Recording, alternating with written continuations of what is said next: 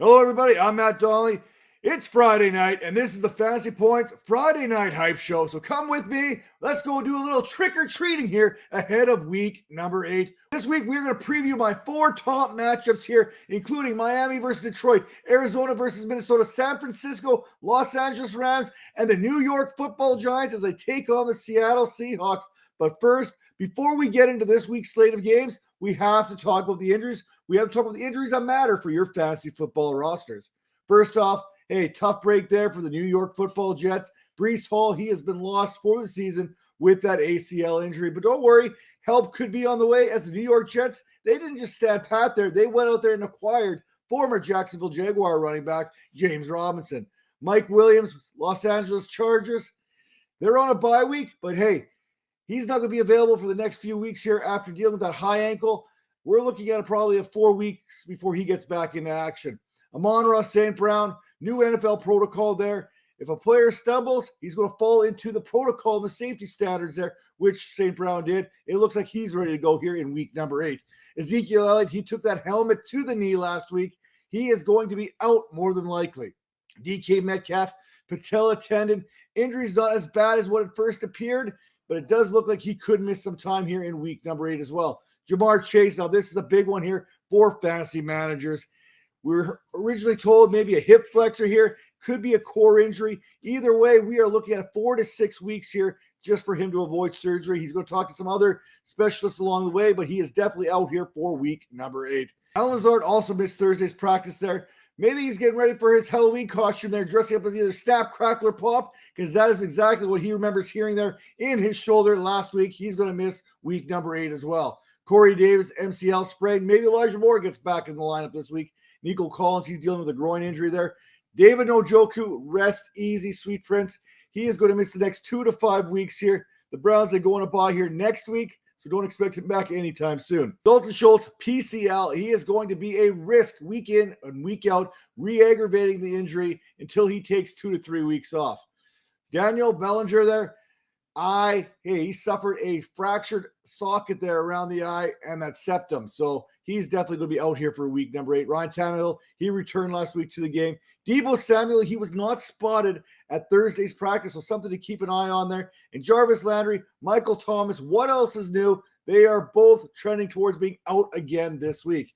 It's funny, the closer that we get to Halloween, that running back dead zone seems to have come alive here so far, and it's actually been more of a treat than a trick so far this season. But if you want to make sure you're following all these injuries, make sure to head to fantasypoints.com and check out our very own Edwin Porras there as he breaks down these injuries and tells you when you could possibly expect these players to be back. Before we start talking about the 4 games that I am hyped for this week, let's get into the Halloween spirit and talk about some of these other contests first, starting with the Denver Broncos, the Jacksonville Jaguars, 9:30 a.m., London, England. Oh, look, another glorious morning makes me sick. Broncos in London to take on the Jaguars. Set your alarms, people. West Coast people, there are going to be inactives. Make sure you're staying on top of that. Carolina at Atlanta. On Halloween, you can become anything that you want to be. Maybe Arthur Smith can become a head coach this week, or perhaps Kyle Pitts could become fantasy relevant. Chicago at Dallas. Magic is really simple. All you got to do is want something and then let yourself have it. Micah Parsons, he wants sacks. He's going to get sacks. And Justin Fields, he's been sacked 27 times in 7 contests. Las Vegas at New Orleans. A person should always choose a costume which is in direct contrast to their own personality. Halloween week, Raiders at the Saints. Is there anything more fitting of a Halloween matchup than when these two teams, these two fan bases get together? New England at the New York Jets. Believe nothing you hear and only half of what you see. That pretty much sums up anything coming out of Bill Belichick's mouth this last little while there, especially as it pertains to the quarterback position. Pittsburgh at Philadelphia. Damn, double damn. Pretty much sums up Kenny Pickett's thoughts here after hearing that the Eagles had acquired Robert Quinn ahead of Sunday's contest. Tennessee at Houston. Just because I cannot see it doesn't mean I can't believe it. So I will continue to believe, as long as Brandon Cooks isn't traded prior to kickoff, that this is going to be his breakout week. Washington at Indianapolis. Never trust anything that can't think for itself. And if you can't see where it keeps its brain, hey, I'm looking at you, Frank Reich. We all are been deprived of a Carson Wentz bowl this week. Oh, man, what could have been? Green Bay at Buffalo. Now, I have seen enough horror movies to know that any weirdo wearing a mask is never friendly, and apparently neither is Aaron Rodgers, who's been calling out his teammates all week. On Monday Night Football, on Halloween, I mean, we've got the pumpkin match here, don't we? We've got the Cincinnati Bengals, Cleveland Browns, orange, black, whatever you want to call it. Let's turn on the juice and see what shakes loose. Cincinnati has shaken up this offense and is running much more shotgun as of late, and this offense has looked much better the last couple weeks. Now, keep in mind the Kansas City Chiefs and the Los Angeles Chargers, they are on bye. Now, let's get into the tail of the tape for the 4 matchups that have me excited here in week number 8. Starting with the Miami Dolphins at the Detroit Lions. Yes, Detroit and Miami both make this list once again because I do love both of these offenses, especially when they are firing at 100%. If you're looking at matchups, there aren't many that favor a pair of burners like Tyreek Hill and Jalen Waddle than facing the Detroit Lions secondary that runs more cover 1 coverage than any other team in the league. With Tua Tagovailoa under center, Tyreek Hill and Jalen Waddle have reached new levels of fantasy production.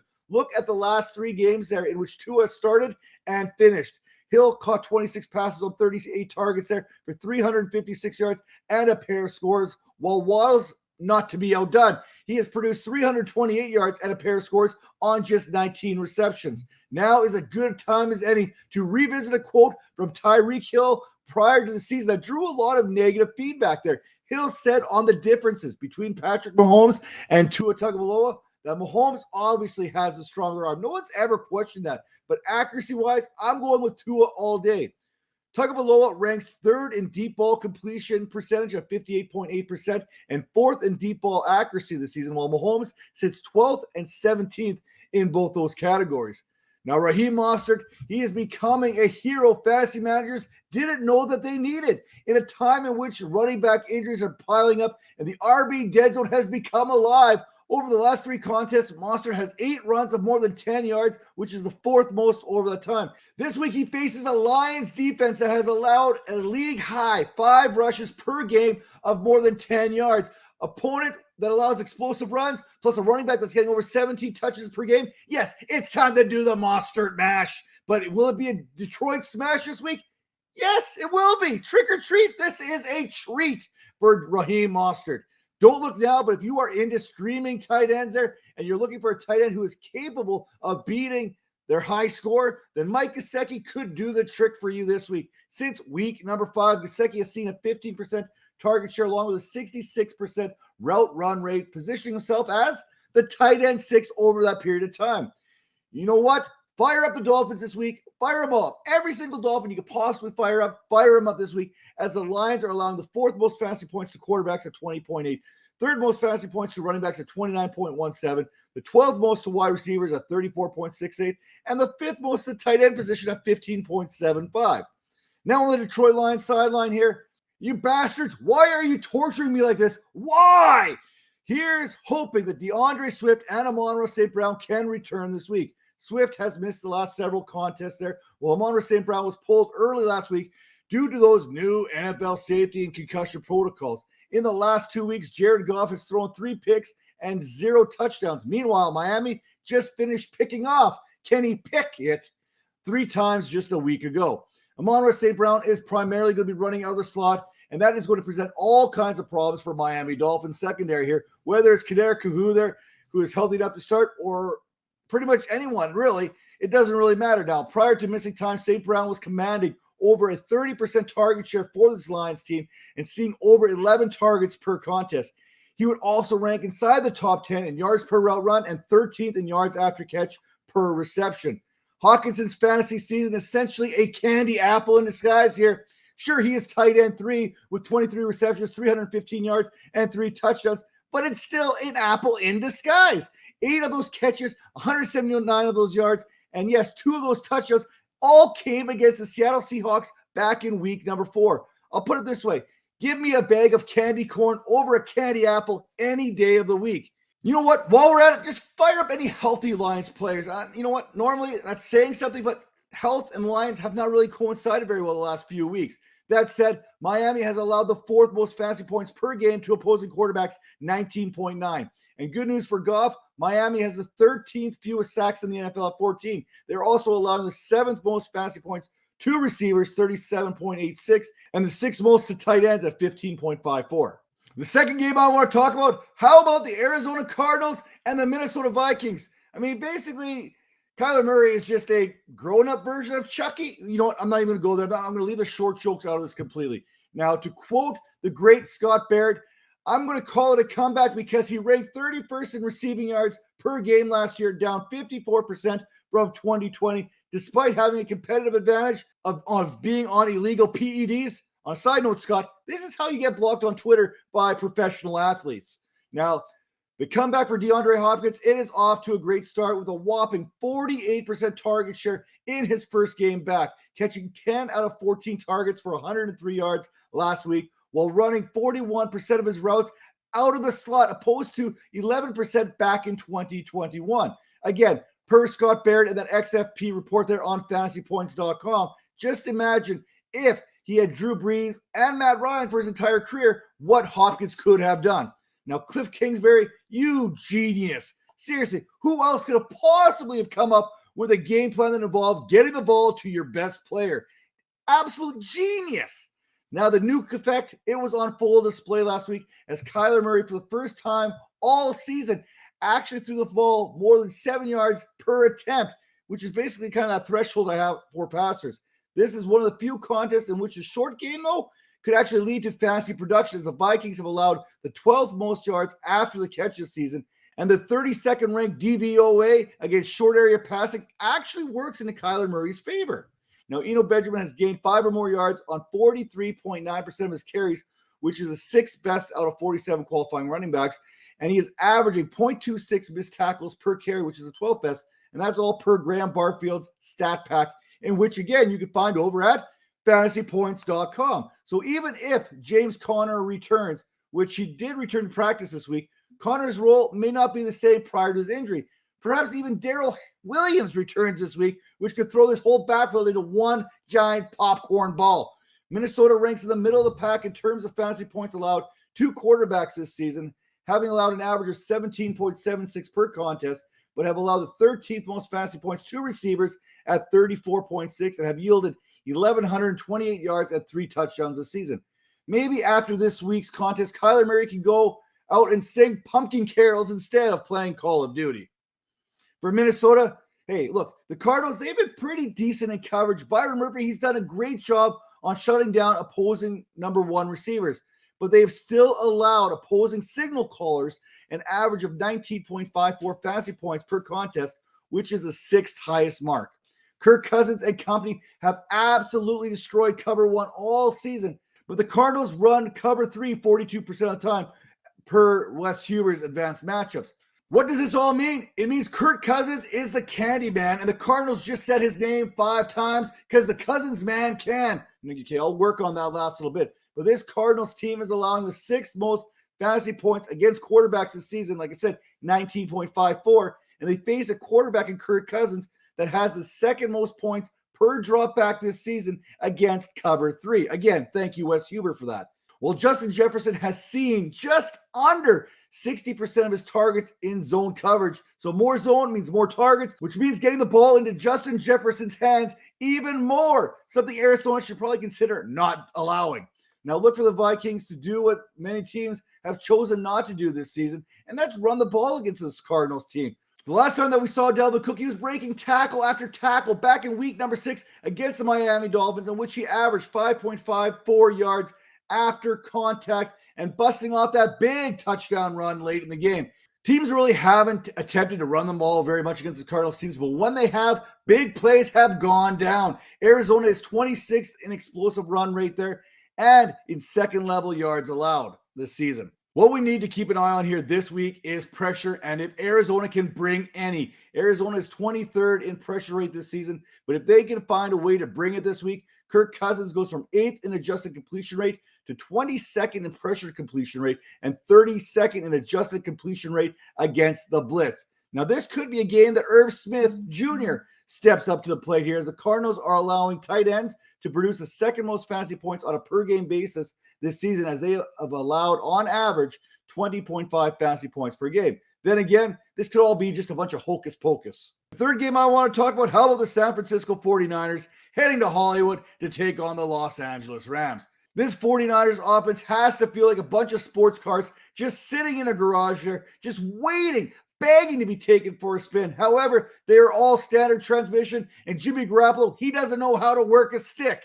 Over the last 3 weeks, it appears that George Kittle is starting to get used more and more in this offense, but as one player's usage and productions increases, another's must suffer the consequences. For Kittle, he has seen his target share greater than 19.5% while running a route on 75% of the time over the last 3 weeks. Have you heard that Christian McCaffrey went to Stanford and that he can learn a playbook pretty quickly? Because, he went to Stanford. Now, all McCaffrey needs is like 5 plays. Let's be honest. That's it. Run them over and over and over again. With just 10 touches last week, McCaffrey produced 62 yards.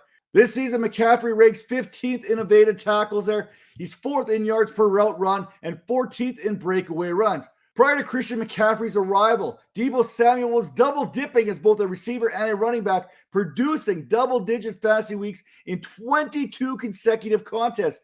That streak, it ended last week as he failed to hit that mark, as he only was able to produce 9.4 fantasy points. Per Chris Weck there over at the Fantasy Points data team, Jeff Wilson had 7.3 yards per carry and a 67% success rate on zone carries in week number 7. McCaffrey had a 6.0 yards per carry and a 50% success rate on zone carries again in week number 7, while Samuel ran 14% of his routes from the backfield in week 7. That was up 4% from weeks 1 to 6, despite the team adding McCaffrey.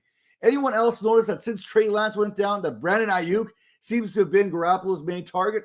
Now, I thought this was some sort of Mandela effect, but it turns out since week 2, Brandon Ayuk actually holds a slim lead in targets per game over Samuel, 8.3 to 8.2. It's Halloween and everyone is entitled to one good scare. Figuring out which of Ayuk, Kittle, and Samuel McCaffrey will be the odd man out in any given week is one scary Halloween trick on fantasy managers. Now for the Los Angeles Rams. When the spooks have a midnight jamboree, they break it up with a fiendish glee. The ghosts are bad, but the one that's cursed is the headless horseman. He's the worst. This basically feels like, I know it's Ichabod Crane there, but this feels like a Matthew Stafford when he's facing pressure this season, which he will see plenty again this week. So where is his head going to be at? Stafford this season has 8 interceptions and only 6 touchdowns. Now, he has completed 71% of his passes, but that is only translated into 1,576 yards. Of his 160 completions, 56 of them have been to Cooper Kupp. Those 56 receptions would rank 18th if they were simply just targets. San Francisco's pass defense hasn't been as formidable as of late after the loss of Emmanuel Mosley, as we saw Marcus Mariota complete over 90% of his passes a couple weeks ago while averaging 9.2 yards per attempt. Kyren Williams, he was back out on the practice field there, so if you haven't stashed him yet, go out there and do it before this video ends. Darrell Henderson has done very little with his opportunities thus far. Henderson also missed some practice this week due to being sick. Perhaps he's just like the rest of us and just sick of his performance so far. If Stafford has time, he has the playmakers to make things happen. Cooper Kupp, Allen Robinson, I know, Tyler Higbee, and there is rumor out there that Van Jefferson could be returning this week. Now, Cooper Kupp absolutely put it on this 49ers defense the last time that these teams met, catching 14 of 19 passes for 122 yards. Yeah, that's PPR gold. Kupp has seen nearly a 33% target share so far this season, which leads the league while sitting 12th in air yards and accounting for 36.6% of the Rams' air yards this season. And finally, it's time to talk about the 6-1 New York Giants as they head to the Pacific Coast to take on Geno Smith and the Seattle Seahawks. New York, big news out of New York. The Giants dealt former first-round receiver Kadarius Toney to the Kansas City Chiefs for a conditional 3rd-round selection and a 6th-round selection. So who's getting the trick? Who's getting the treat in this deal? You know what? Maybe this is addition through subtraction for the Giants. I'm pretty sure that Brian Dable basically helped pack Kadarius Toney to get him out of there. And the Chiefs, if there's anyone that knows how to use a player such as Kadarius Toney, it's going to be Andy Reid and this Kansas City Chiefs team. Now, Saquon Barkley, he has finished as a top 20 fantasy back in every game he has played this season, with his lowest ranking coming as an RB17. This week, he will square off with the Seahawks run defense that is allowing the 5th most fantasy points to opposing backs this season, having allowed 27.23 on a per-game basis. And New York's backfield, it belongs to Barkley and Barkley alone. Where Barkley will see a majority of that production, it's going to come as a pass catcher, as Seattle has allowed the 4th most receiving yards, 357, and the 5th most receptions, 44, to backs this season. And it's not just Barkley that's getting it done on the ground. Listen, sure, he's got 726 yards this season and trails only Nick Chubb's, but Daniel Jones, he sits 28th in rushing with 343 yards this season, which is more than Najee Harris, who you likely spent a first or early second round selection, and he's just 10 yards shy of Alvin Kamara. And you know what? Daniel Jones has actually fallen in the end zone once or twice this season, something that Kamara has yet to do. Now, we all expected Barkley to be the focal point of this offense, but the reason Jones is having to create for himself is that his receivers are not what we thought they were going to be. I mean, they've basically been in disguise all season as, well, patients, injury people, whatever you want to call it. Kenny Golladay, I don't know if he's even played more than 60 snaps this year. Kadarius Toney couldn't stay healthy, one hamstring than the other. Now he's traded to Kansas City. Sterling Shepard, he was lost again this year, just as he was starting to get back on track. This receiver group has been led at different times by Richie James, by Darius Slayton, by David Sills there. And now it is time for Wan'Dale Robinson to ascend to the top of that pecking order, which he did last week, running around on 81% of Jones's dropbacks there and being targeted 31% of the routes that he has ran the last couple of weeks. Each year, the great pumpkin rises out of the pumpkin patch that he feels is the most sincere. Right now, it feels like the Giants are a team that are rising out of that pumpkin patch, or perhaps someone is going to rise out of this wide receiver room for the Giants. I'll let you be the judge. Finally, the Seattle Seahawks. Here's Kenny. Again, per Scott Barrett and this week's XFP report, running back leaders per carry on runs where first contact wasn't initiated at or before the line of scrimmage. Kenneth Walker, 12.4. Travis Etienne, 10.3. Breece Hall, 9.8. This essentially measures a back's big playability. For example, we widely consider Nick Chubb as the best pure runner at his position in the game. And according to Scott Barrett here, Chubb has ranked inside the top 5 in this particular metric here in each year that he has played. So if Walker outperformed Chubb by 38%, you know what? I can reason that Walker is better than Chubb, right? It gets even better for Walker and Walker fantasy managers, as this week he takes on a Giants team that ranks last in yards before contact per attempt. It doesn't even matter if you make contact with Kenneth Walker because he ain't no Dr. Seuss, forcing 17 missed tackles in the last 3 weeks. Geno Smith versus the Giants secondary is a better matchup than you would think. On one end, Geno Smith is a top 10 fantasy quarterback, ranking first in completion percentage at 73.5% this season, while over his last 3 weeks, he has been top 6 at his position in big-time throw rate and adjusted completion rate, while earning a top 6 PFF passer grade. The Giants are 9th in yards per attempt, 8th in passing yard touchdown rate, and 13th in his success rate per dropback since week number 4. So who's going to catch these passes for Geno Smith? DK Metcalf is likely going to be unavailable this week, and even if he does play, chances are he's going to be limited in what he's able to do. Now, after Metcalf exited last week's contest, it was Marquise Goodwin who stepped up, averaging 3.05 yards per route run and receiving a 19.3% target share. If indeed that Metcalf is out, then Godwin becomes a viable flex option once again this week. Just don't count on multiple touchdowns again. As for Lockett, he is averaging the 24th most fantasy points per game this season, and he is facing the team that is allowing the 3rd fewest fantasy points per game to opposing wide receivers. The Giants are one of just 9 teams that have allowed less than 930 receiving yards to receivers this season. Expect both Godwin and Lockett to continue to be deep threats, though. Lockett has 11 deep targets this season, and he needs only just one deep target there to be a top 20 fantasy receiver. Now, the quote of the week, you get a 2-for-1 special here because, hey, you know what? We're going to throw a couple extra pieces of candy in that bag for you. Aaron Rodgers, guys who are making too many mistakes shouldn't be playing. Got to start cutting some of these reps. Maybe guys who aren't playing, maybe give them a chance. Okay. Now, that was all followed up by Charles Barkley going, I think Rodgers, is that pretty girl. You got to keep telling her that she's pretty every single day. You know what? I can't wait till these two face off in a golf matchup. I want them to be mic'd up. I want to hear everything that's being said. Now, with that being said, what are the games? What are the matchups? What are the headlines that you are looking forward to here in week number 8? I want to hear from you. And I also want to give you a special treat here on Halloween. Use promo code HYPE22. Head over to fantasypoints.com, enter that in there, and get 10% off your subscription today. Now, before I let you go, make sure to check out the Fantasy Points lineup here on the Fantasy Points YouTube channel. Monday grades with Wes Huber, that's coming at you at 9 a.m. Eastern. Tuesday's plugged in DFS review with Scott Baird and JM to Win, that's at 2 p.m. Eastern. Wednesday, you get the midweek mailbag courtesy of Nick Script, and the daily lineup with Joe Dolan is coming at you every Tuesday through Friday at 9 a.m. Eastern. If your fantasy rosters have you feeling like Wednesday Addams, where you'll stop wearing black when they make a darker color, well, now is the time to head to fantasypoints.com. Use that promo code HYPE22. Save yourself some money, win yourself some championships, and we'll see you next week.